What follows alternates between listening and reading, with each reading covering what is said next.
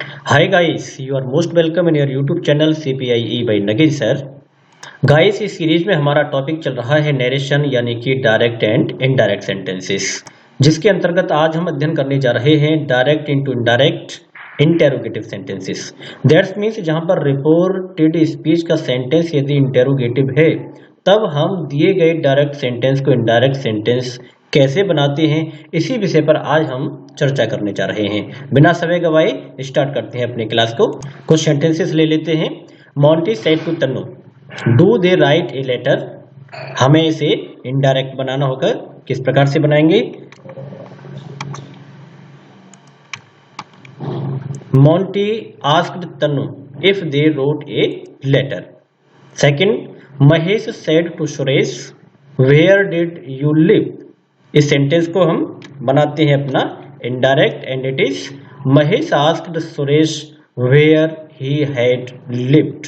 And third sentence हमने लिया, the principal said to the girl who teaches you English. इस sentence को हम लेते हैं और इसे भी चेंज करते हैं बेटे इनडायरेक्ट में, the principal asked the girl who taught her English. यहाँ दिए गए इनडायरेक्ट सेंटेंस में हमने परिवर्तन जो किया है, क्या यह परिवर्तन करना इतना ही आसान है? जिस प्रकार से दिए गए डायरेक्ट सेंटेंस को हमने इनडायरेक्ट सेंटेंस में बना दिया है, क्या यह समझना इतना ही आसान है? नहीं दोस्तों, यह समझने के लिए हमें बहुत से नियम हैं जिनको ध्यान रखकर मंथन कर यह विचार करना होता है कि कोई भी यदि परिवर्तन हुआ है, कोई भी चेंजिंग हुई है तो वो क्यों हुई है, और यदि किसी भी ये चेंजिंग को हमने रखा है तो उसके चेंज होने के पीछे क्या रेलेवेंट रीजंस हैं। यह सब कुछ जाने बिना हम अपने डायरेक्ट इनडायरेक्ट को स्टडी नहीं कर सकते हैं, विशेष तौर से तब जब हमारे रिपोर्टेड स्पीच में सेंटेंस दिया गया हो, वो भी इंटेरोगेटिव। इन सेंटेंसेस को आसानी के साथ कैसे बनाया जाता है, यह सब कुछ जानने के लिए और उनको पूर्ण तरीके से समझने के लिए आपको हमारे साथ बने रहने होगा इस वीडियो के एंड तक। तो चलिए स्टार्ट करते हैं अपनी वीडियो के लिए, लेकिन उससे पहले कुछ बातें जान लेते हैं। जैसा कि मैंने अभी आपको बताया, यदि दिए गए डायरेक्ट सेंटेंस के रिपोर्टेड स्पीच में इंटेरोगेटिव सेंटेंस का प्रयोग किया जाता है, तब दिए गए डायरेक्ट सेंटेंस को इनडायरेक्ट बनाते समय हम निम्न नियमों का प्रयोग करते हैं। उनको समझे बिना, उनको जाने बिना हम इन दिए गए सेंटेंसेस को ठीक से नहीं समझ सकते हैं। इसीलिए बहुत आवश्यक है कि दिए गए डायरेक्ट सेंटेंस को इनडायरेक्ट बनाते समय, उस समय जब रिपोर्टेड स्पीच का सेंटेंस इंटेरोगेटिव सेंटेंस है, उसमें कुछ जनरल रूल्स का इस्तेमाल किया जाता है। General rules of direct into indirect in interrogative sentences. वो हमारे कुछ जनरल रूल्स क्या होते हैं? जनरल रूल्स की हम बात करें तो ये जो हमारा वर्ड लिखा हुआ है जनरल, इसका मतलब क्या होगा? जनरल की हम लोग बात करें तो जनरल होता है वो नियम जो सभी इंटेरोगेटिव सेंटेंसेस पर लागू किए जाएंगे। जैसा कि आप लोग बड़ी अच्छे से जानते हैं और समझ भी चुके हैं इन चीजों के लिए कि इंटेरोगेटिव सेंटेंसेस के लिए मुख्य रूप से हम 3 भागों में स्टडी करते हैं, चाहे उसे हम first type, second type, third type के रूप में समझ लें, या फिर interrogative sentence 1, interrogative second interrogative sentence third. इस प्रकार से हम उन्हें 3 भागों में विभाजित कर देते हैं। तो इन तीनों प्रकार के सेंटेंसेस पर जो नियम समान रूप से लागू होते हैं, वो नियम कौन कौन से हैं, उनको हम कहेंगे जनरल रूल्स। अंडरस्टैंड? समझ लेते हैं ये कौन कौन से नियम हैं। रूल फर्स्ट की बात करें तो reporting verb say to, says to, said to को हम क्रमशः आस्क, आस्क्स, आस्क्ड में बदल देते हैं। यानी कि जो हमारी रिपोर्टिंग वर्ब दी गई है बेटा, say to, says to, said to, इन्हें हम किस में चेंज कर देंगे? Ask, asks, asked. Second rules की बात करें, जहां हमारा कॉमा इन्वर्टेड कॉमास आता है, उस कॉमा के इन्वर्टेड कॉमास के स्थान पर हम लोग क्या करेंगे बेटा? इफ, वेदर, क्वेश्चन वर्ड्स या हूं का इस्तेमाल कर दिया जाता है कंजक्शन के रूप में। किसके रूप में इनका यूज किया जाएगा? कंजक्शन के रूप में। थर्ड रूल की हम लोग बात करते हैं तो इनडायरेक्ट सेंटेंस के अंत में जो भी क्वेश्चन मार्क लगा होता है, विशेष ध्यान दीजिएगा, ये वो रूल है जो जनरली लोग इसके बारे में बात नहीं करते। इनडायरेक्ट सेंटेंस के अंत में जो भी क्वेश्चन मार्क लगा होता है, प्रश्न चिन्ह लगा होता है, उसको हटा दिया जाता है और उसके स्थान पर फुल स्टॉप को लगा दिया जाता है। अब ऐसा होता क्यों है, ये क्वेश्चन का आंसर हम लोग अपने नंबर 4 में देखते हैं बेटा। ऐसा इसलिए होता है क्योंकि इनडायरेक्ट सेंटेंस की जो स्ट्रक्चर होती है, जो वाक्य की संरचना होती है, वो असर्टिव सेंटेंस में होती है। असर्टिव सेंटेंस में होती है, इसीलिए वहां से इस क्वेश्चन मार्क को हटा दिया जाता है और फुल स्टॉप को लगा दिया जाता है। यदि आप कॉम्पिटिटिव स्टूडेंट्स हैं तो विशेष रूप से ध्यान रखिएगा कि कॉम्पिटिटिव एग्जाम में जो भी आपका इंग्लिश का सेक्शन आता है करेक्शन के लिए, उस करेक्शंस में नरेशन के विशेष पार्ट्स को स्थान दिया जाता है। जैसे कि नरेशन पर आधारित पंक्चुएशन से संबंधित बहुत सारे रूल्स आ जाते हैं, जिन पर आपको क्वेश्चन रख दिए जाते हैं आपके कंपटीशन एग्जाम पर। उसी में से एक महत्वपूर्ण नियम होता है कि जो क्वेश्चन मार्क है उसे फुल स्टॉप में चेंज कर दिया जाता है, बाकी की संरचना इनडायरेक्ट फॉर्म में होते ही। तो इस प्रकार से ये चार हमारे बेटा रूल्स हैं जिसे हम जनरल रूल्स कहते हैं, और इनको जाने बिना हम अपने दिए गए डायरेक्ट सेंटेंस को इनडायरेक्ट में चेंज नहीं कर सकते हैं जब हमारे रिपोर्टेड स्पीच का सेंटेंस डायरेक्ट में इंटरोगेटिव सेंटेंस के रूप में हो। मैं समझता हूं आप इन चार रूल्स को ठीक से समझ पाए होंगे जो सभी इंटरोगेटिव सेंटेंसेस पर लागू किए जाएंगे। आज की इस वीडियो क्लास में आज के इस टॉपिक की जो भी प्रॉब्लम्स है बेटा सभी सॉल्व होने वाली हैं, और बड़ी आसानी से आज हम अपनी इस वीडियो में कंप्लीट प्रॉब्लम को सॉल्व करेंगे और आपको समझाएंगे भी। आप वीडियो के अंत तक बने रहिएगा। अब बात करते हैं इंटरोगेटिव सेंटेंस को लेकर। जब आज का टॉपिक इंटरोगेटिव सेंटेंस पर ही आधारित है तो क्यों ना हम इंटरोगेटिव सेंटेंस के बारे में दो बातें कर लें। चलिए, इंटरोगेटिव सेंटेंस की हम बातें करते हैं तो वे वाक्य जिनके द्वारा कोई प्रश्न किया जाता है उन्हें प्रश्नवाचक वाक्य कहते हैं। इनको हम अपनी सरलता के लिए तीन भागों में विभाजित कर लेते हैं, जिसे हम इंटरोगेटिव फर्स्ट टाइप या इंटरोगेटिव सेकंड टाइप या फिर इंटरोगेटिव थर्ड टाइप के रूप में भी जान सकते हैं, जैसा कि आप स्क्रीन पर देख पा रहे हो। यदि हम लोग बात करें इंटरोगेटिव फर्स्ट टाइप सेंटेंस की, तो वे हिंदी वाक्य जिन्हें प्रश्नवाचक शब्द क्या से शुरू किया जाता है उन्हें इंटरोगेटिव फर्स्ट टाइप के रूप में हम लोग यहाँ पर स्टडी कर रहे हैं, हम ये मान लेते हैं। अंडरस्टैंड? जैसा कि हम लोग यहाँ देख पा रहे हैं, क्या वे एक पत्र लिखते हैं, तो ये सेंटेंस कैसा हो गया बेटा हमारा इंटरोगेटिव फर्स्ट टाइप सेंटेंस। जब ऐसे सेंटेंसेस की हम इंग्लिश बनाते हैं, इंग्लिश में से चेंज करते हैं, तो वहां पर क्या शब्द की अंग्रेजी को नहीं लगाया जाता है, बल्कि दिए गए वाक्य की जो भी वर्ब हेल्पिंग वर्ब्स होंगे हम उससे वाक्य को प्रारंभ कर देंगे। जैसा कि यहाँ पर मैंने आपको लिखा है do they write a letter. मैं यहाँ पर बेटा आपको ट्रांसलेशन रूल्स नहीं सिखा रहा हूं, मैं सिर्फ आपको एक इंट्रोडक्शन दे रहा हूं कि इंटरोगेटिव सेंटेंस हमारे तीन प्रकार के होते हैं, जहां हम इन्हें इस रूप में स्टडी कर सकते हैं। क्योंकि ये जाने बिना हम डायरेक्ट इनडायरेक्ट के रूल्स को नहीं समझ पाएंगे, इसलिए बहुत आवश्यक है यहाँ पर इनकी चर्चा करना। देखते हैं इंटरोगेटिव सेकंड टाइप, यानी कि वे हिंदी वाक्य जिनके बीच में प्रश्न करने वाले शब्द आते हैं उन्हें इंटरोगेटिव सेकंड टाइप के रूप में हम लोग स्टडी करेंगे। जैसा कि एग्जांपल मैंने आपको यहाँ पर लिया हुआ एक, तुम कहाँ रहते हो, तो यहाँ पर प्रश्न करने वाला शब्द कहाँ वाक्य के बीच में आ गया है, दैट्स मीन्स हम इसे दूसरी कैटेगरी में रखेंगे, इंटरोगेटिव सेकंड टाइप की कैटेगरी में। इसे हम इंग्लिश में कैसे ट्रांसलेट करेंगे, where did you live, where do you live.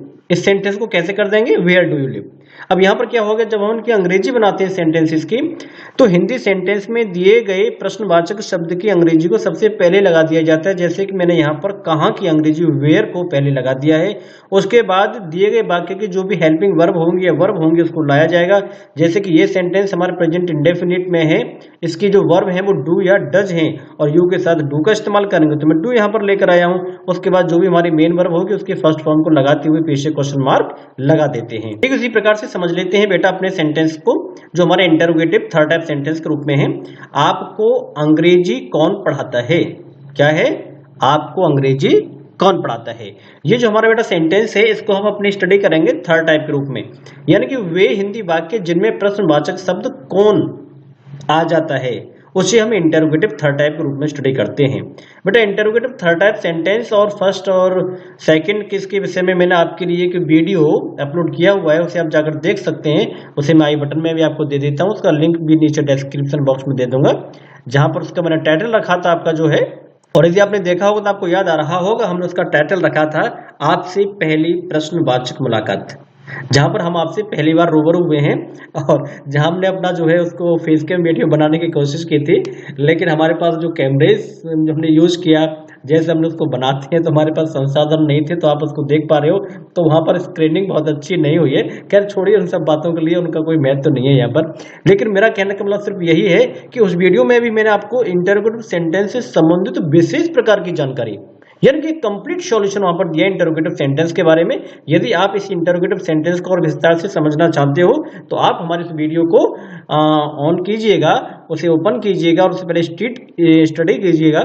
मैं आपको दिखाता हूँ, स्क्रीन पर भी दिखाता हूँ। जैसा कि आप स्क्रीन पर बेटा देख पा रहे हैं, यहाँ पर ये मैंने वीडियो आपके लिए अपलोड की थी जिसमें इसका टाइटल था, मेरा ये फोटो भी आप वहां पर देख सकते हैं लोगों के रूप में, दूरदर्शन पर पहली प्रश्नवाचक मुलाकात। इस वीडियो को मैंने यहाँ बेटा 9 मार्च यानी कि 9 मार्च 2019 में पब्लिश किया था आपके लिए। वहां आप जाकर इसको देख सकते हैं। यहाँ आपके इंटेरोगेटिव सेंटेंसेस को विशेष तौर से समझाया गया है और विस्तार से समझाया गया है। मैं इसे आपको एंड स्क्रीन में भी दे दूंगा जिससे आप इसको पूरा समझ सकते हैं, क्योंकि यहाँ पर डायरेक्ट इनडायरेक्ट को सीखने के लिए इंटेरोगेटिव सेंटेंसेस में इंटेरोगेटिव सेंटेंस को समझना बहुत ज्यादा जरूरी है। जब हम इन सेंटेंसेस को बेटा इंग्लिश में चेंज करते हैं, जो हमारे इंटरोगेटिव थर्ड टाइप हैं, तो वहां पर हम लोग हूं को सबसे पहले लेकर आते हैं। विशेष बात है बेटा, जो हूं हमारा सब्जेक्ट है, ये यहाँ पर डबल पार्ट ऑफ स्पीच के रूप में काम करता है। ये आपके इंटरोगेटिव वर्ड का भी काम करेगा, प्रश्नवाचक शब्द का भी काम करेगा, और यह इस सेंटेंस के सब्जेक्ट का भी काम करता है। ये एक रिलेटिव प्रोनाउन होता है, इसीलिए हूं को ही सब्जेक्ट का सेंटेंस का सब्जेक्ट मान लिया जाता है। इस प्रकार से हु टीचेज यू इंग्लिश। तो हम लोगों ने समझा यहाँ पर बेटा कि जो हमारे इंटरोगेटिव सेंटेंसेस हैं इनको हम 3 भागों में विभाजित कर देते हैं, जिसे हम first type, second type, third type के रूप में स्टडी कर रहे हैं। तो ठीक उसी प्रकार से यहाँ पर हम सभी को एक साथ नहीं समझेंगे, हम इनमें से एक एक सेंटेंस को ध्यान में रखकर ही आज अपने डायरेक्ट से इनडायरेक्ट सेंटेंस बनाने की प्रक्रिया को सीखेंगे। अंडरस्टैंड? तो बिना समय गवाए चलते हैं अपने इंटरोगेटिव फर्स्ट टाइप सेंटेंस की तरफ। जो है, जब ये हमारा रिपोर्टेड स्पीच में होता है तो इस पर कौन से नियम अप्लाई किए जाते हैं।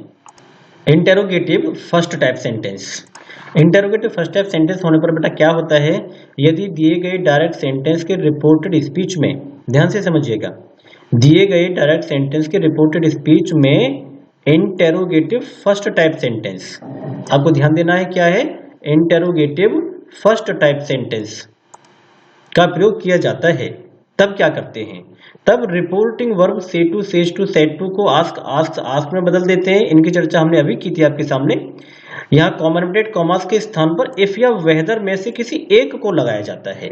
विशेष नियम क्या है यहाँ पर बेटा कि यहाँ इफ या वेदर में से किसी एक को हम लगाएंगे, लेकिन यहाँ पर आशा की जाती है कि आप अपने इफ का इस्तेमाल करें, आपके लिए सुविधा होती है इसको इस्तेमाल करने के लिए। वैसे आप वेदर का इस्तेमाल कर सकते हैं, आपकी चॉइस है, इन दोनों में से किसी का भी इस्तेमाल कीजिएगा, लेकिन रेकमेंड किया जाता है कि आप इसमें से इफ का ही इस्तेमाल करें, यह आपके लिए ज्यादा सुविधाजनक होता है।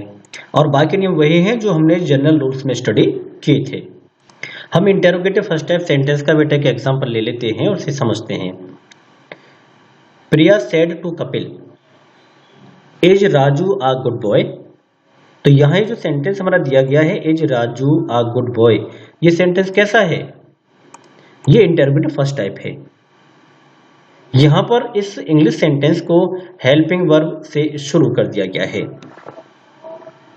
अब हम इसे इनडायरेक्ट बनाते हैं। सेड टू को हमने चेंज किया है किसमें, आस्क्ड में। यहां ये जो सेड टू है इसको आस्क्ड में हमने चेंज किया है, जैसा कि मैंने आपको पहले भी समझाया था बेटा।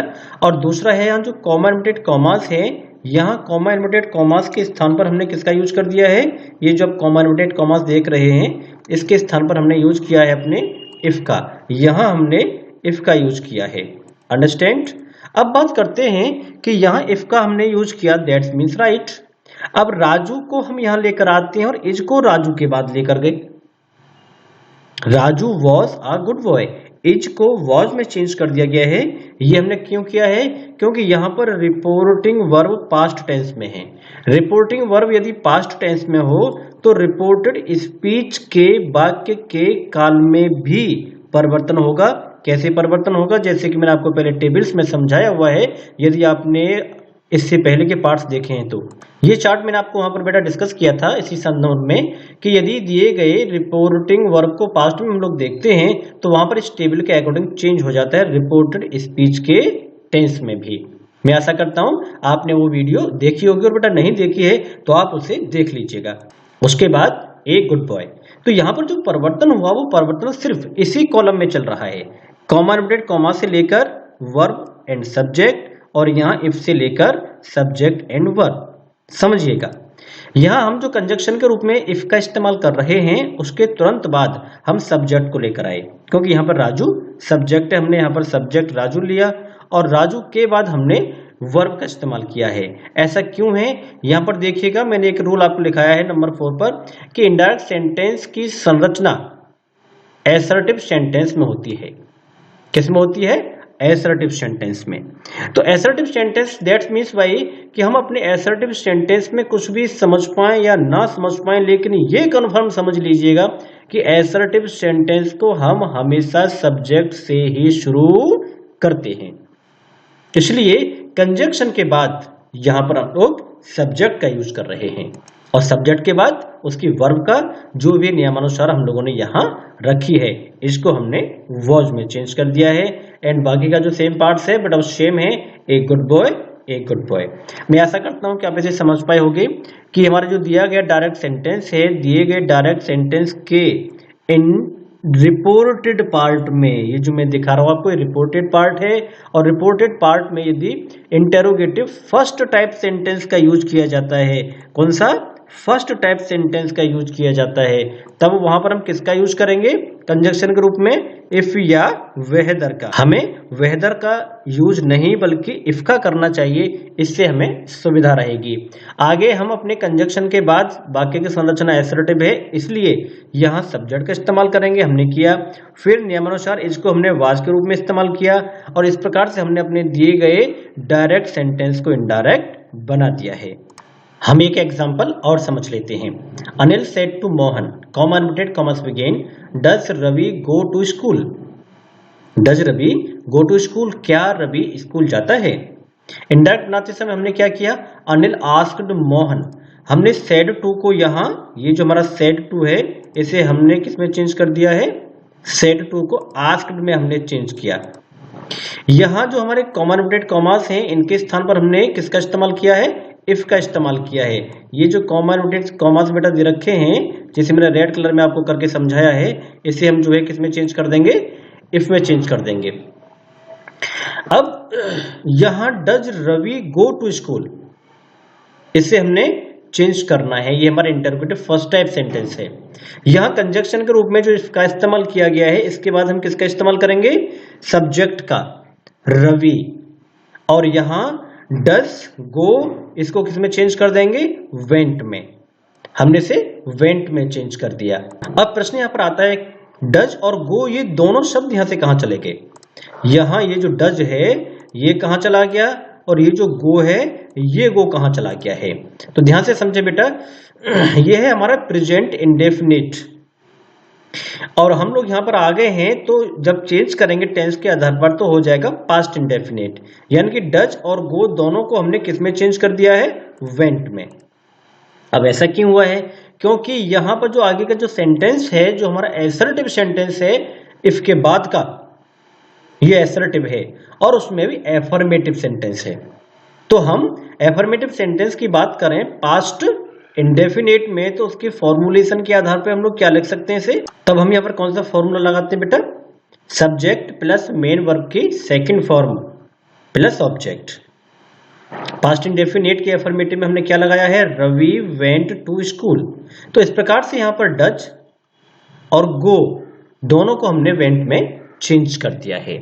तो इस प्रकार से जो हमारे रूल्स हैं बेटा टेंस चेंजिंग के या प्रोनाउन चेंजिंग के, बाकी सभी रूल्स हम इससे पहले की वीडियो क्लासेस में आपको समझा चुके हैं। और यहाँ आज हमने जाना कि दिए गए डायरेक्ट सेंटेंस के रिपोर्टेड स्पीच में यदि इंटेरोगेटिव फर्स्ट टाइप सेंटेंस का प्रयोग किया जाता है, तब हम उसे इनडायरेक्ट बनाते समय किन नियमों का यूज करते हैं और उन्हें कैसे बनाते हैं।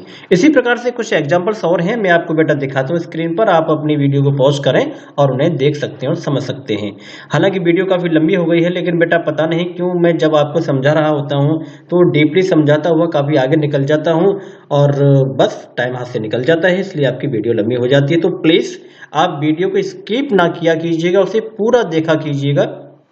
और इसी प्रकार से कुछ सेंटेंसेस बेटा मैंने आपको यहाँ पर दिए गए, आप इन्हें समझ सकते हैं। अपनी वीडियो को पॉज करके इसे समझ लीजिएगा, स्क्रीनशॉट लीजिएगा और उसे समझिएगा। और आगे मैं कुछ आपको और दिखाता हूँ जिन्हें आप समझ सकते हैं, पढ़ सकते हैं, इन्हें भी आप बेटा समझ सकते हैं ठीक तरीके से और अपने ज्ञान को आगे बढ़ा सकते हो, जिन पर उन्हीं रूल्स रेगुलेशंस का इस्तेमाल करते हुए हम इन एग्जांपल्स को समझेंगे, जिन्हें मैंने आपको डायरेक्ट से इनडायरेक्ट में चेंज करते हुए आपको यहाँ पर समझाया है, आपके स्क्रीन पर आपके सामने लेकर आया हूँ। तो इस प्रकार से आज हम लोगों ने जाना कि यदि दिए गए डायरेक्ट सेंटेंस के रिपोर्टेड स्पीच में इंटरोगेटिव फर्स्ट टाइप सेंटेंस का यूज किया जाए तो उन्हें हम इनडायरेक्ट कैसे बनाते हैं।